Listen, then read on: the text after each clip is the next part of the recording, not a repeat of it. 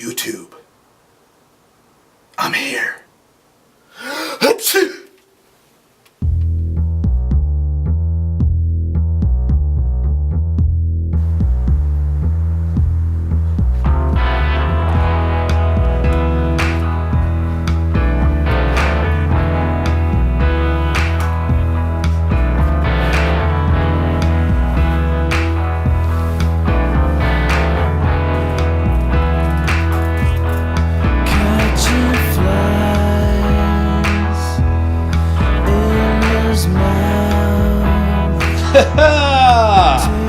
Welcome to the One4U Show, hosted by me, the dashing Adnan on Twitter, Adnan Qureshi to the rest of the world. And speaking of Twitter, today's been a good Twitter day for me. I've been followed by Chris Jericho's podcast, Talk is Jericho, as well as Chris Jericho's band Fozzy on Twitter, as well as WWE diva Natalia Neidhart now follows me on Twitter, so you should too, at the dashing Adnan. Welcome to the One4U Show, and you might be wondering why the WWE World Heavyweight title, Alberto Del Rio and The Rock, are in front of me, because we're finally going to have the One4U Show's first ever Wrestlecast. That's right. We have a lot to discuss, I'd say, on the One4U Show as far as the world of pro wrestling is concerned. The Wrestlecast will focus mainly on what's going on with the WWE in general. I haven't watched TNA in a long time since Hulk Hogan had came in and they personally ruined the product for me, but touching a little bit on what I know on TNA is that TNA has lost a few of its prime homegrown talent in AJ Styles, Christopher Daniels, Kazarian, just to name a few, but they're bouncing back on their feet. Kazarian and Christopher Daniels, the Bad Influence tag team in Ring of Honor, great stuff from them, as well as AJ Styles moved on to New Japan Pro Wrestling, became the IWGP World Heavyweight Champion, joined the Bullet Club, the coolest faction ever in New Japan Pro Wrestling. So just big ups to AJ Styles, New Japan World Champ, as well as Bad Influence in Ring of Honor, Christopher Daniels, Kazarian, good work there. But I'm shying away from there.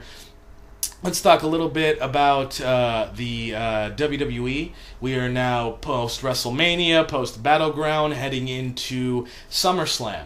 So SummerSlam is going to be a big event. It's going to be held here in Los Angeles, California. We've already got the main event for SummerSlam announced. John Cena versus Brock Lesnar.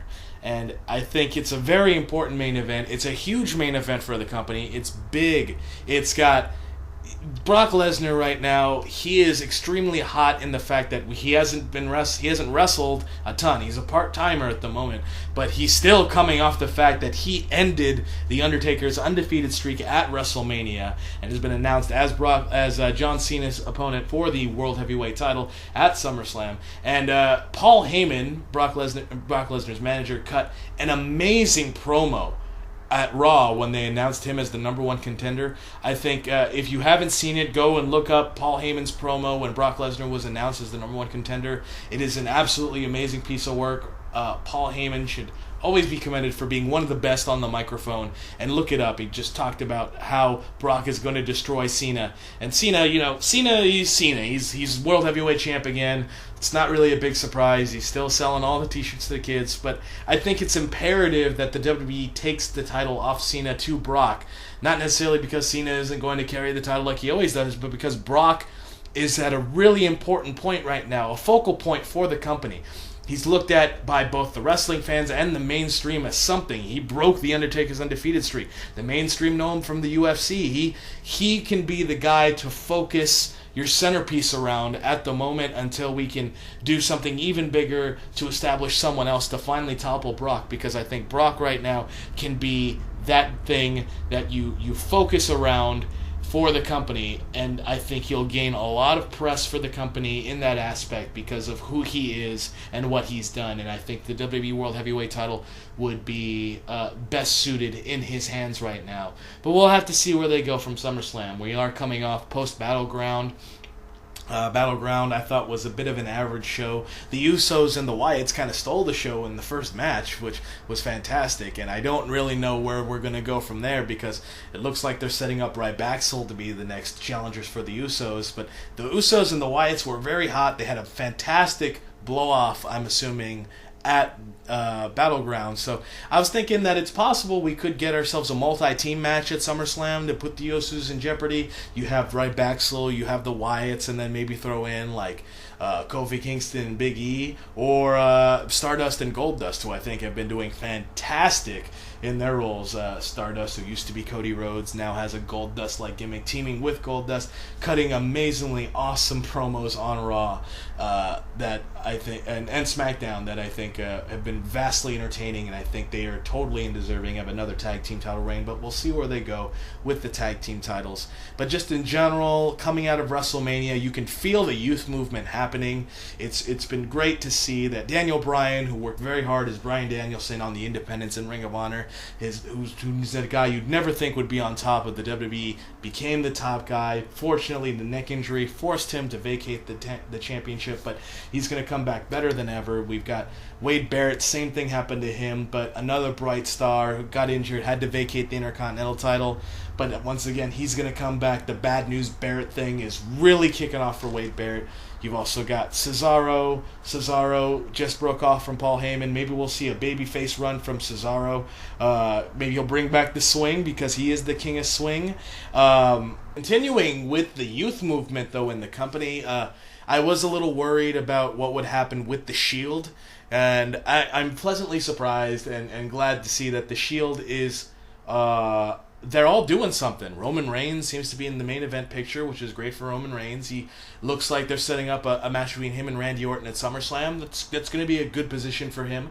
And Dean Ambrose and Seth Rollins. Seth Rollins, Mr. Money in the Bank. Huge opportunity for Rollins and Dean Ambrose to be feuding with him. They're going to have an absolutely hot match at SummerSlam.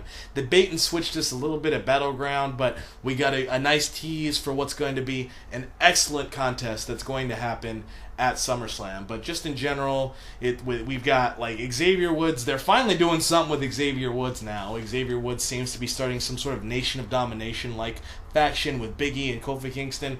Kofi Kingston looks like he's going to be a lot more aggressive, and he's needed a character change for a while. He's been happy man all over the place. Yeah, it's like now Kofi Kingston's going to be a little more aggressive along with Big E, and I'm really looking forward to that. Just NXT in general has been a real good kick to the WWE as far as bringing in the young stars, because Paige came up. Paige won the Divas title first night on Raw, and her and AJ are probably going to have a fantastic rematch at SummerSlam as well. I thought they had a pretty good match at Battleground, and it wasn't the match we were all expecting as far as like as long as they could go, but hopefully at SummerSlam we'll get like maybe a 10 to 15 minutes, hoping, because the Divas could use it, because Natalya and Charlotte on NXT, they tore down the house about a month or two ago on NXT TakeOver with a fantastic match. And just NXT in general, they brought up Bo Dallas, Bo leaving.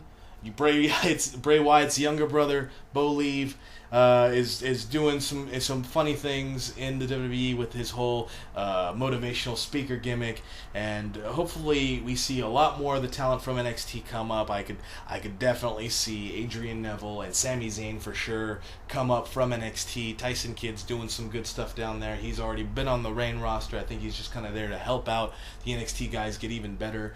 So even Tyler Breeze, he's got his whole pretty boy gimmick. That could be a really good heel gimmick in the WWE if they decide to bring up Tyler Breeze. So I'm very glad with the NXT program and what it's doing for the WWE and the youth movement just in general in pro wrestling. And speaking of the fact that NXT is now basically just shown on the WWE Network, which has been, I think, generally a success for the WWE, because that's how I've been able to keep up with the product, at least pay-per-view wise, a lot easier. Because before, barrier to entry for a pay-per-view was like $45, $50, $55, $60 to order a pay-per-view, and now I can have it in the comfort of my own home, just streaming it from any of my game consoles, and it's been great. Absolutely, the $10 a month that they charge for it, I'd say, is completely reasonable when you consider the fact that you get the pay-per-views live with that subscription. I heard rumors that they're thinking about bumping up the price on the WWE Network already, which I don't think would be the best move. The program is still in its infancy, and to kind of bump up the price on it this early, I think would be a detriment to it as far as its subscriber base, because I feel like a lot of people might unsubscribe and be turned off by that, and then the barrier to entry would be a little higher. probably, if it goes up to 15, I mean, that wouldn't be the end of the world, but I mean, just the fact that it would go up so quickly, it's not even at 6 months. It'll be 6 months at SummerSlam, and I don't think bringing up the price of the network just yet would be the smartest move. I think you have to bring in more people still, maybe after a year, maybe when we get to Elimination Chamber next year, it'd be a smarter business move to maybe bump up the price if they feel like they're not making enough back on it. But right now they're pushing the network, and I think it's so far a great service if you're a pro wrestling fan because of what you're getting out of the pay-per-views. So otherwise, overall, SummerSlam, I think, is going to be a pivotal pay-per-view this year in specific, since we'll get to 6 months on the network. It'll be a good way to figure out where we establish our young stars and where we go from there with the WWE World Heavyweight title, with like the tag titles, the US title, the Intercontinental title, if they decide to do anything with those. Post Battleground was just about an average show. I enjoyed it. WB had to address Battleground a little bit with Lana during her promo and her controversy about the whole Malaysia airliner being shot down by in Russian airspace. WWE stated that because the Lana and the Rusev character had been around for months, that they weren't exactly referring to that incident, that they are just doing their whole anti-American shtick, which you can buy or not, but it seemed like Lana was being a little edgy with her promo, which I personally think that edginess is needed in pro wrestling, and I understand why they didn't refer to it by name, but WWE, they're just trying to cover their tracks on that, and that's just what characters are trying to do, basically. Otherwise, now, post-WrestleMania and post-Battleground, going to SummerSlam, I like where we've gotten. Just to bring it up, Ultimate Warrior's passing was very surprising, everyone who remembers, because Ultimate Warrior was alive on Saturday, Sunday, and Monday, made appearances for the company all 3 of those days, died on Tuesday. Very sad to hear, but at least good to hear that he made amends with a lot of people. And I just wanted to throw this out there. I wanted to throw out, I think Diamond Dallas Page should go into the Hall of Fame for what he's done. Not necessarily in the wrestling world, like for his career and being a big WCW guy and winning the world title however many times he did. I think he should go into the Hall of Fame for what he's done outside of wrestling, post-wrestling, as far as doing the DDP yoga thing. I mean, apparently that workout program is doing great. But more importantly, for helping guys like Jake the Snake Roberts and Scott Hall get their lives back on track. And I think as a humanitarian type thing, I think Diamond Dallas Page deserves to go into the WWE Hall of Fame and recognized for his work in helping guys like Jake the Snake, like Scott Hall, get their lives back on track. I just wanted to throw that out there because I was listening to this whole Jake the Snake and then Scott Hall getting their lives back on track, and they owe a lot of it to Diamond Dallas Page. And Diamond Dallas Page, he had a great career, and I think he's having an even better career post wrestling because of what he's been doing with DDP yoga and such. Otherwise, pro wrestling is an interesting world. I know not everyone's going to watch this episode if you're not into pro wrestling, but if you did watch this episode and you're not into pro wrestling, I'm interested to hear what you thought about it, your feedback on everything. Most appreciated. Did you enjoy the Wrestlecast? Did you not enjoy the Wrestlecast?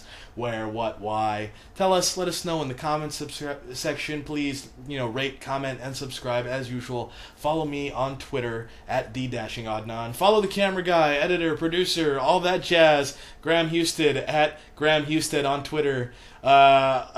He does a lot of work for the show, and I can't appreciate him enough for what he's done in making the show look as good as it does. Still got a lot of stuff. Did you get into the mirror? He got in the mirror. All right, so we got some other great shows coming up. We were kicking around a lot of ideas. Let us know what kind of episodes you want to see. Let us know if you like the Wrestlecast. Let us know what you'd like to see in future shows. Tell us what you think about the Hall of Fame, Battleground, SummerSlam, everything, WrestleMania, Daniel Bryan, Cesaro, The Shield, everyone. Follow us on Twitter. Hope you enjoyed this show, because this show has definitely been one for you.